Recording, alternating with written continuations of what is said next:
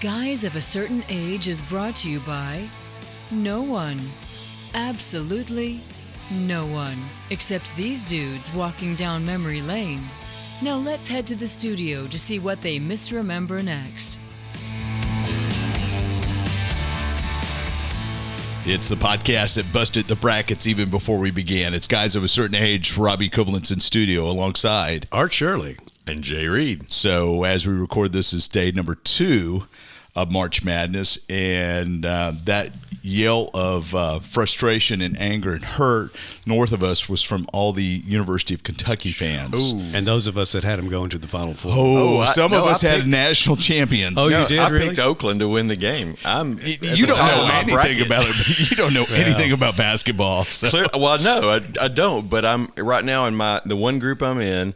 I don't want to hear second place. I have 97.4%. Wow, that's amazing. I only lost. So you picked against State too, I guess. Well, I told a friend of mine today. I said, no, actually, I picked State to win. Yeah, you shouldn't have done that. SEC let me down. And he said SEC let everybody down. Yeah, SEC's let everybody down. South Carolina lost. Tennessee, I guess, is the only. Well, have they played yet? I think Tennessee played last night and won. Okay, yeah. they did. Mm-hmm. Soundly. Well, but I picked South Carolina and State to win. I picked South Carolina and State. I had South Carolina going Kentucky to the Sweet 16 because I thought they just looked great. I thought they did too. I had them going pretty deep too. Yeah. Maybe not as deep as Kentucky. Like I said, I thought Kentucky was a contender. Yeah. So the curiosity, this is not a sports podcast, but we talk college stuff. Will Coach Calipari survive? Yeah. Oh, I don't know about hanging it up. He's already talked about how he's going to rebuild the team for next year. I just don't know that they're going to let him back. So I will say I was a little joyous to see that result because I sat by a bunch of Kentucky fans when they came to play State, and they were a little cocky, and that was great. Yeah. That's all I'm going to say. So, but anyway, I picked. So you had who going all the way? In that bracket, I had Kentucky going all the way. So I have North Carolina going all the way, but that's sentimental favorite for me. I picked Duke for the same reason. I pick Duke every year. Oh, do you? Yeah, really? Pretty much. Yeah. I think it's probably going to be UConn. I think it's going to be UConn because, Purdue never makes it. So I've got Purdue, right up there too, but I think Purdue's in my Final Four. There's only like 0.0003% of brackets still correct. Wow. As of this morning. Wow. So there's a few people still eligible for Warren Buffett's billion. Yeah, nobody's going to get that. So anyway, all right. He wouldn't make that bet. If if he's going to lose it. He would not. Yeah. So all right, let's jump into Geeks of the Week. You, Mr. Traveler Art, you want to go first? Okay, sure will. I actually have two. I have just a sad note. Emmett Walsh passed away, the character actor. He was 88 years old. You may not recognize the name, but you certainly recognize the face and his voice. He was in Blade Runner, plays Deckard's boss, the chief of police in that thing. He's in a lot of movies. It's just a whole lot of things. He was in Knives Out most recently. I think there's probably something else he was in just not too long ago. But great character actor, and sorry to see him go. 88 years old. Distinctive voice, as I recall. Yeah. And I can't do it, but I can. I almost can do it because my voice is gone. But anyway, like I said, sorry to see him go. And then the other thing is the announcement that came out yesterday that all of the Skywalker saga. Am I still in yours? That was going to be my backup. Okay. All of the Skywalker saga. 20 hours. 20 hours. 20 hours. A butt-numb-a-thumb, as it would call it. 18 hours. Sorry, Mrs. Reed. 4 hours of excellence, 16 hours of crap. That's right. But it's the 9 movies that comprise the Skywalker saga. So I guess that does not include anything like Rogue One. It doesn't. Although, there'll be an extended. So what about it? You said the Skywalker. Oh, I'm sorry. I'm sorry. We never got to the thing. Robbie and I both know. Yeah. Why don't you? Anyway, they're going to have it in the theaters on May 4th. To celebrate the May Star Wars Day. Kind of like the Marvel thing that I did. My geek from years ago when they were going to do Marvel movies from beginning until the end. Yeah. Okay. And there's going to be an extended preview of the Acolyte, I believe, somewhere embedded. They're also May 3rd. They're to celebrate the anniversary of the Phantom Menace. They're showing the Phantom Menace in theaters again, and that's going to have the trailer as well. That's right. And then the next day they'll show the whole. It's at participating theaters. I could not find anything close to us. Yeah, I don't think there's anything around us that is going to be showing it.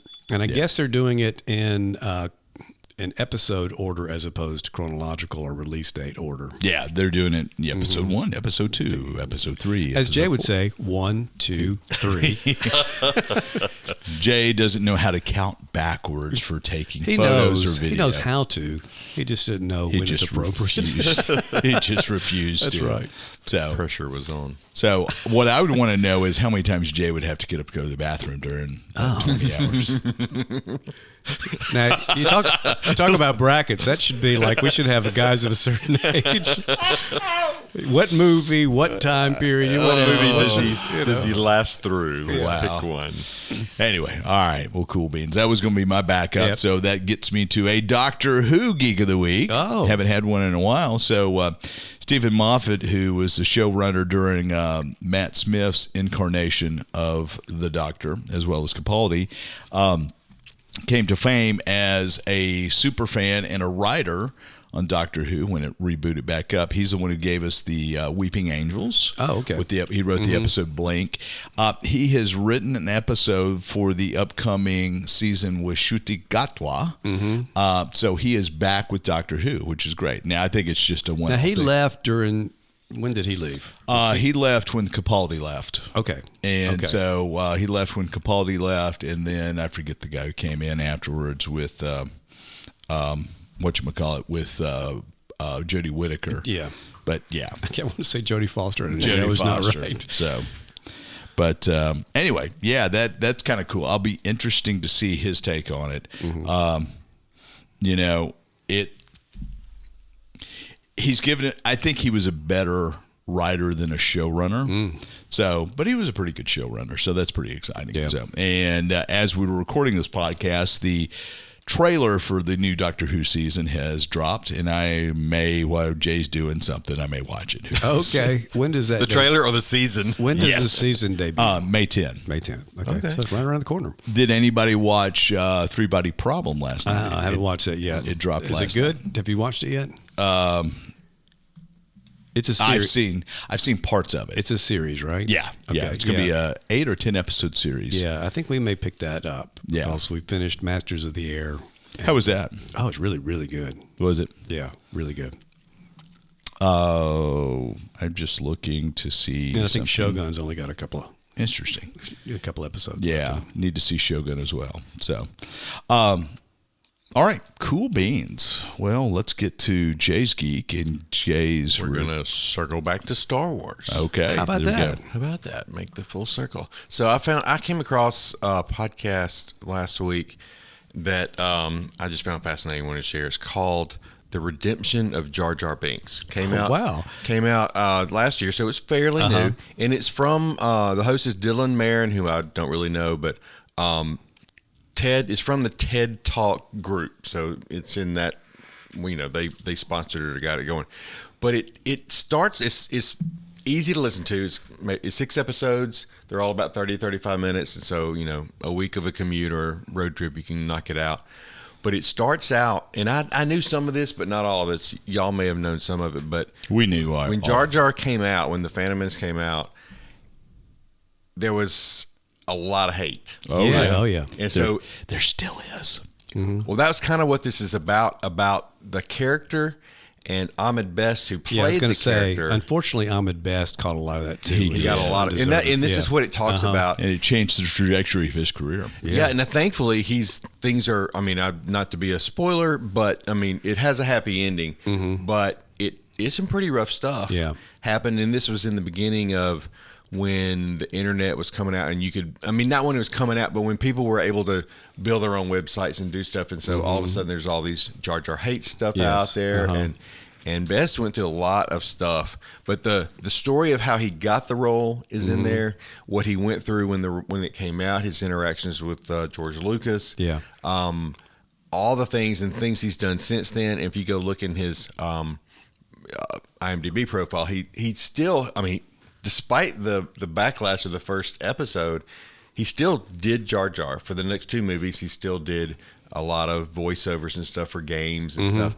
But I think the coolest thing, and I've already forgotten the name, but he came back in The Mandalorian. He did, yeah, and played a Jedi, as himself. And so he became his kind of thing was on the podcast. He says, "Now I'm canon," yeah, as himself, and not as an actor, not as the guy wearing the suit, the motion capture. But that was one of the other fascinating things that I learned was that the character of Jar Jar was one of the very first motion capture characters basically ever done. Like, was it not Skywalker Ranch, but like Industrial Light and Magic? Yeah, they're the ones who kind of, I don't know if they pioneered it, but this is one of the first major characters that was done with that.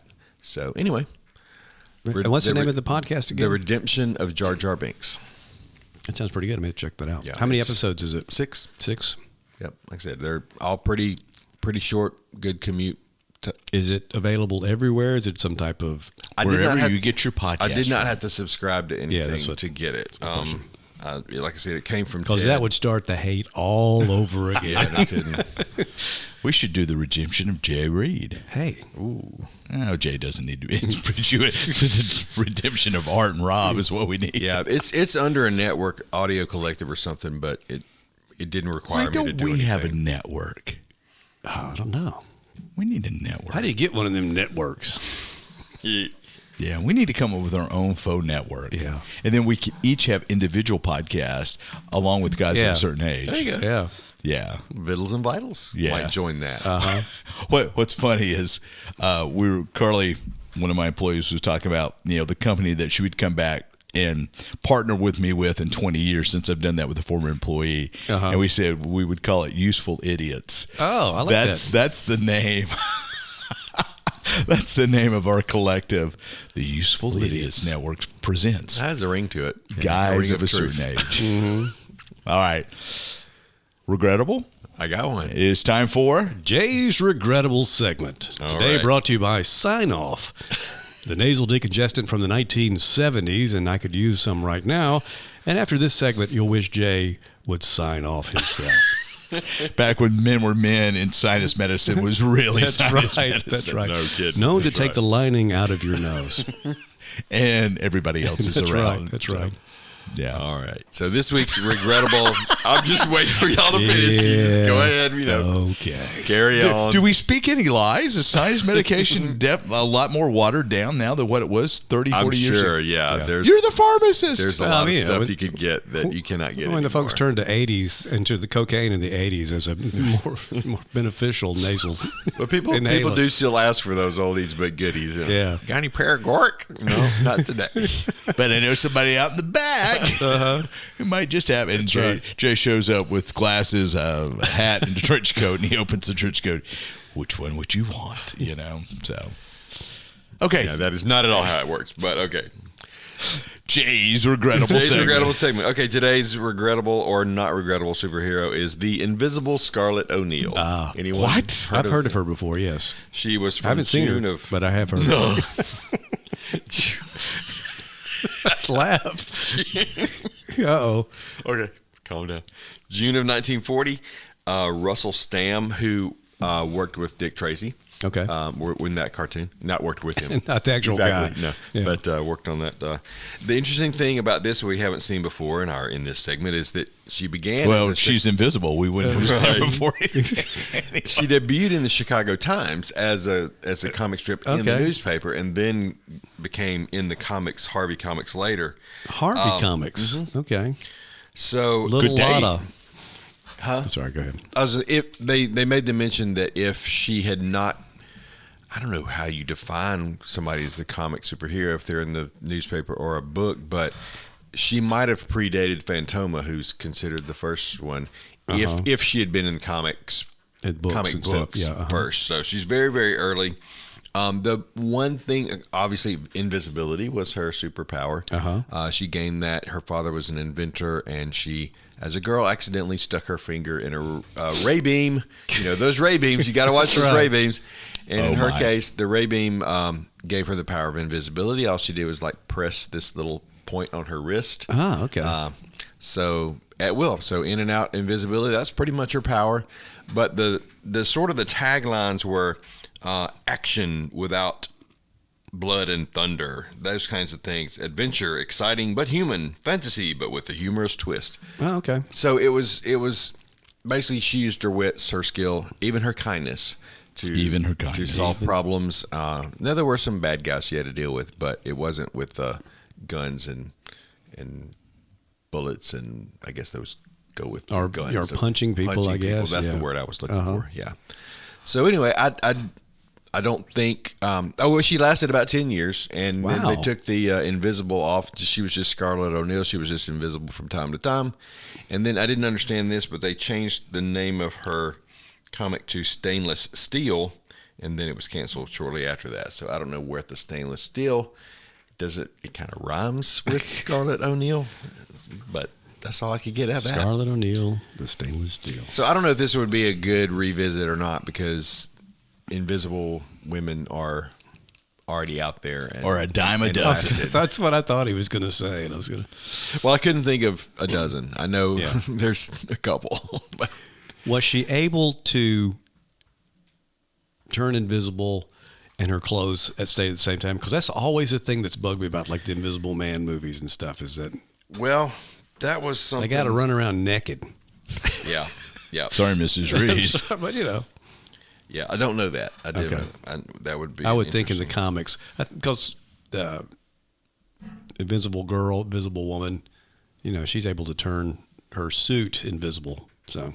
Yeah, and here's a quote. Now, there's a quote from one of her adventures or not, but it says, "I'd better remove my clothes so I can swing freely in the ring." That's in quote. So. That's the only answer I have to your question. Okay. Is it perhaps? And that question itself, that answer is regrettable. My question is regrettable. The answer is regrettable. What about the superhero? Do we think she's regrettable? I don't think so. I don't think she's regrettable. I don't think it necessarily would make a good streaming series on Disney Plus today. No, but I don't think. I think of her time. I don't think she's regrettable. Oh, absolutely. Either. Yeah, she's not regrettable. Yeah. Okay. All right. There we go. It's unanimous. What? What was that? Unanimous. Okay. All right. We're going to take a break. Jay may need more than a break after that one. He's been doing too much sign-off. He's been doing too much sign-off. Or selling it. That's what it is. So we're going to talk toys we wish we still had. Up next. And we're back, and I saw a really cool list on one of the websites I hit about the 10 or 12 childhood toys you wish you had back.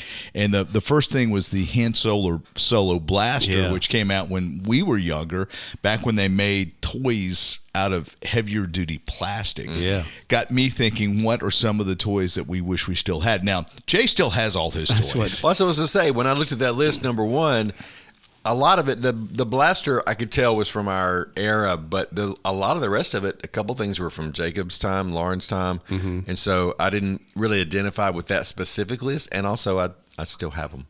Yeah, and I had a lot of my stuff up until recently, until we moved and got rid of some stuff. But there are things that just over childhood, and moving a couple of times during childhood, I've lost. So those are the kind of things I'll mention. There you go. Mm-hmm. First on my list. But I will say, speaking of Han Solo's blaster, there's a movie replica of it on eBay right now for like $3,000. Yeah, really? $2,500 to $3,000. Is that an actual gun that's been modified? I think it's not a true movie prop as far as I can tell. But it's one that took the Mauser and they've added all the props to it, all the correct stuff to it. So they've recreated the movie prop, and it looks really, really good. Yeah. I know we got the boys a Stormtrooper blaster when they were kids. Yeah, same here. And Mark still has that thing, and I'm going to steal it from him. He doesn't know it. But that thing has held up like those are pretty well made. Nobody's business. Yeah, I mean they're just great toys. Now, was his white or was it black? He's got the black one. Yeah, okay. So, I think ours were the Snow Troopers. So, yeah. But still, really well made. Yeah. So Star Wars was a big part of my childhood, but prior to Star Wars was G.I. Joe. And we're talking about the Barbie size figures, the 10-inch figures, not the 12-inch, 12-inch, 10-inch. Some of them they shrunk with age, like we all do. Actually, there were some that came out that were like an 8-inch thing before they went to the 3 3/4. Yeah, gotcha. Super Joe is what that was called. Gotcha. Well, and I had the 2-part kind of tank experimental science vehicle. Yes. We've talked about this before, Art, and that was so much fun. I enjoyed that. That to me is the best vehicle that was ever made for any type of action figure. So it had the little kind of radar thing on the back, and the doors opened, and you had all the scientific stuff, and you had maps and stuff. And, it was great. Big wheels, and keep on turning. And Proud Joe keeps on churning, rolling. I can't stop myself. So 2 pieces, right? So the front was where you could put your action figures, and you had a little windshield which detached. Yeah, it was like a little fishbowl upside down. Yeah, something like. In terms of getting in, there was no practical. I mean, if you were thinking, how does Joe get in this? He had to remove this, dome windshield to get in. So that's probably the thing I miss the most. Now you have a personal story about said vehicle. Yeah. So because I had it forever, we moved a little over 3 years ago now, and just decided, okay, it's time to get rid of a lot of stuff. So I packed up a lot of things, including a lot of action figure vehicles, both mine and my son's. And one of the things I decided to get rid of was that. Why didn't you call me? I should have. I don't know why I didn't call either one of y'all. That was stupid of me not to say, because I tell you, it's just like this fever came over us and we just started throwing stuff away. You could have gotten rid of it out of your house, but you still could have got it back. I would have given you money for it. Yeah, see, that's the thing. Now I've seen on these Facebook sites that they don't have to be mint condition. You get all kinds of money for it. It's the G.I. Joe experimental mobile unit. Yeah. So anyway, I felt so bad about it. I went back and went to the dumpster, and I could still get the back part of it. That was the only part of it. So I grabbed that and hung onto that. And then did you get in the dumpster and look around? I actually could. You know how they have the side door, right? And so I could reach in and get it from there. And I wasn't going to go into the dumpster for it. I thought, okay, well, but it was right there, so I got it. And so I kept that for a while. I mean, I've still got it. And it didn't have the front part, the part that Robbie was saying had the action figures went in. And I found one on eBay for like $40, and just the front part. Just the front. Yeah. Huh. So I bought it, and it works, and got that. So what I keep thinking that I want to do is I may take it, because it's a bright yellow or orange, if I remember correctly. I can't, and I'm thinking I may want to paint it and modify it. And make it something that's a little bit more Jack Quasar-ish. Yeah, so it's like more of a lunar type vehicle, or a whatever planet you'd be on. So anyway, I agree with you. The one that I keep coming back to, and there's a bunch of toys that I have also bought. I had a Batman plastic cowl thing. We've talked about that. I found that on eBay and bought that because I'd lost it. But there were another group of 12-inch action figures that were Mark's Toys Best of the West, and they included Johnny West, and you had a Chief, you had a Geronimo and a Chief Cherokee, and you had. We have a bunch of those. Do you really? Yeah, we have Geronimo, Johnny West. Was Custer part of that? Custer had Custer. We've got there's those also three. Captain Maddox, who was a cavalry officer, whose head is based on Robert Conrad's from Jim West. They were going to make a Wild Wild West character. Wild West. Rights fell through or whatever. But they kept his head and put him on a cavalry officer. That was my favorite one of all of them. But the accessories that came with it, you got it in this box. It was kind of like a cigar box type deal. And the figure was in there, and they had all these either kind of soft plastic for chaps and vests and hats, and then that hard plastic for rifles and pistols and stuff. But everything was so detailed and so accurate. It was just very cool. And, gun belts buckled on correctly, and I had a bunch of horses. We had a couple of horses. And their saddles and all their tack was just extremely accurate. I have no recollection whatsoever. Yeah, you need to look it up, Mark's Best of the West sometimes. And it was like Johnny West himself looked like Kennedy, looked like he was modeled after John Kennedy. And And then there was another one that I swear looked like Dean Martin. Kind of strange. But there was a bad guy, Sam Cobra. Did you have Sam Cobra? I think so. Yeah. Okay. Dressed in black? Yeah, dressed in black. Now, his body, and also they didn't have clothes like G.I. Joe's. Their bodies were molded. It was molded, clothes. yeah. So, but you could, I think there was maybe a vest or something. Yeah, you had, like you said, the you chaps. had a vest that you put on Johnny West. You'd have a hat. You'd have a kerchief. You'd have chaps, a gun belt. Spurs, I think you could put on Johnny West, and then he had all this stuff. Like he had like cooking stuff. You had a coffee pot and a skillet, and some like a gold bag kind of thing. I'm headed to my mom's house after this. Yeah. I'll check and see what we got. But Sam Cobra, the bad guy, like I said, his suit, his body was supposed to be what Jim West was, and if you look, it looks like what it looked like on the Wild Wild West. And he had like hidden daggers in his sleeves. Oh, wow. And little derringers and stuff, all this kind of, just really, really, really detailed and well thought out, very good. They also had, and I had a couple of these, they had knights, like they had a gold knight and a silver knight, and later had a black knight and a Viking. Now, I didn't have those guys, but I did have both the silver and the gold knight. One of the knights, I think it was the Silver Knight, had the same head as Sam Cobra. They were identical heads, yeah. But, I mean, the detail in those things, they had all types of helmets and full suits of armor that you could put on these guys that were articulated. Now, the one thing I did like about Johnny West that those figures is their hands were moldable plastic, and they had like a trigger finger out there like there. So they were the Kung Fu grip before the Kung Fu grip. So you could actually put a pistol in their hands and thread the index finger through the trigger guard, and it was ready to go, and it worked great. And it was so, once the Kung Fu grip came out on G.I. Joe, I thought, okay, well, they finally got this. They should have been doing that from the beginning. Anyway, well, see, that's one of the things like I wish we still had it, because we do have it. Now, some of those little accessories have been lost. That's what I've lost everything of. Yeah. And there's a company, I wish I had followed them on Facebook. There's a company that makes all those again and has accessories. Now, they can't do them in the original colors. That's the only thing. But they have the molds, and they can do them, and they do them in just kind of some bizarre colors. But you could paint all that stuff. Yeah. Well, Rusty has a lot of that, and he could. I wish we should have called him, because he's the expert on that as far as our family. He's, I think I've mentioned before, he's really into Lone Ranger stuff, and so some of it I think is still here, and he maybe has some of that at his house, but he went through and organized, and so there's a tub somewhere just full of all that. Now, my mom told me yesterday. I told her yesterday we were going to talk about this, because we have to get approval before we on our topics. So she was remembering that Rusty actually. I need to recut that birthday thing for your mother. So she was remembering that he had taken a magic marker and redecorated one of the figures, but we couldn't remember exactly which one it was. But yeah, we still have a lot of that. Yeah. That was probably what we played with the most, for a season. And then Adventure People came along. We still got those are much smaller. I had a bunch of the Star Trek stuff, and I've got an Enterprise with a beamer. A beamer? Now transporter. Yeah, the beamer. I thought he meant like he had a BMW. The Barbie beamer.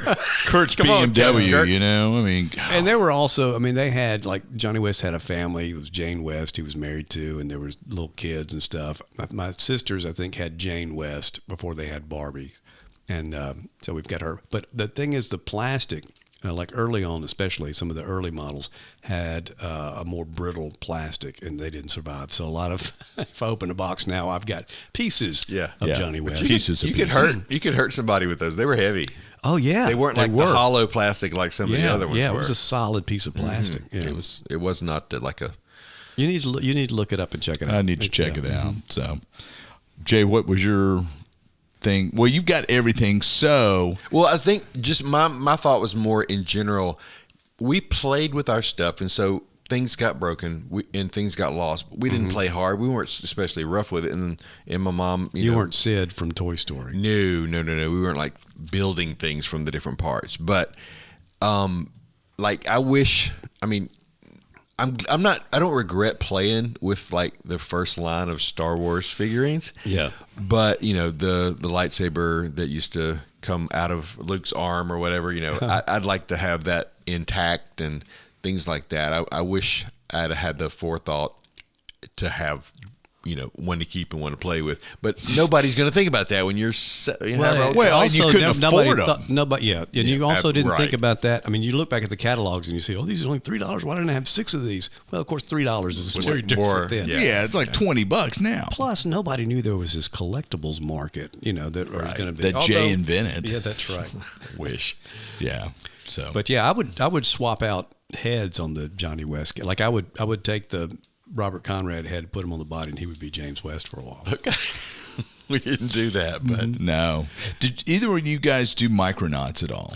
Micronauts came out just probably a little too late for me. Yeah. But it was really cool. I think I had one just because. This is what I had. I'm showing you. It's the exploration model, which looks like a cross between a ship, a space shuttle, and a transformer robot. So really enjoyed that. Wish I had it back.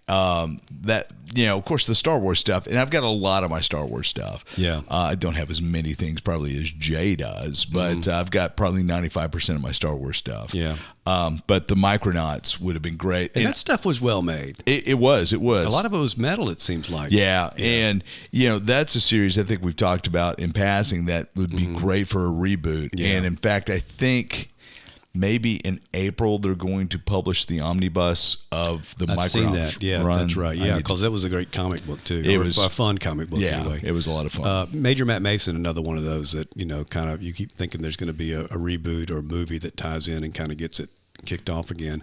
But those toys were great, and the smaller action figure size, which I think Major Matt Mason was 6 inches, and then of course we got down to like the 3 3/4 inch, 4 inch size that G.I. Joe became, allowed you to have bigger and better vehicles. Of course the Holy Grail that I don't know that any of us had or knew anybody that had was the aircraft carrier for the G.I. Joe thing. Remember that for the...